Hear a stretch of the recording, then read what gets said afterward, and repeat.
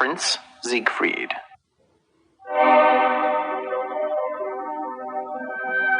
Once upon a time, in a faraway land, there lived a prince. His name was Siegfried, and he was very unhappy. His father, the king, had died.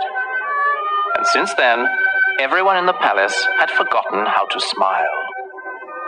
Without his father, Siegfried thought he would never feel happy again.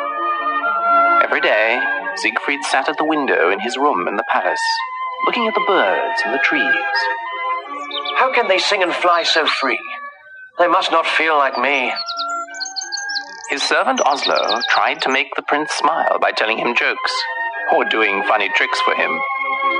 But the prince would not smile. I know you love me, Oslo, but I cannot smile. My heart is broken. Oslo would not give up. Let's go for a walk, good prince. Maybe we can find something outside which will make you happy. If you wish, Oslo, but I don't think there's anything that can make me happy.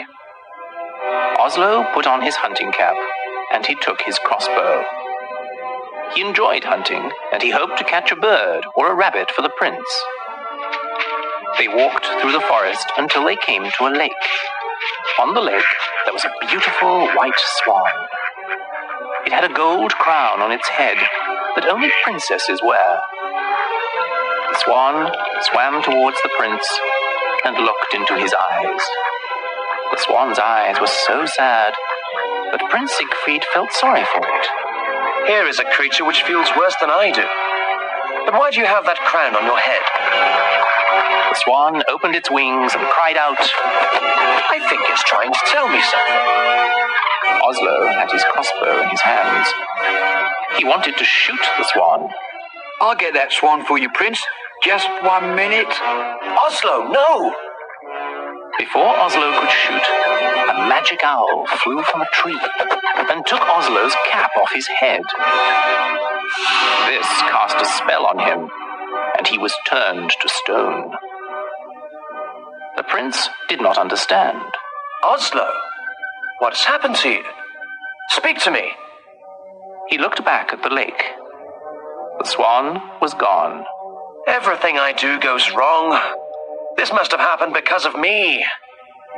The prince returned to the palace sadder than before, thinking to himself, If only Oslo were here. There is nothing good in my life anymore. Siegfried's mother came to see him that night. She had something important to say. Siegfried, soon you will be 18 years old. You must take your father's place as king. I am having a ball on your birthday so that you may choose a wife. And I will invite all the princesses from the other kingdoms. But I do not wish to marry, Mother. I do not love anyone. You will learn to love someone. First, you must stop thinking of yourself.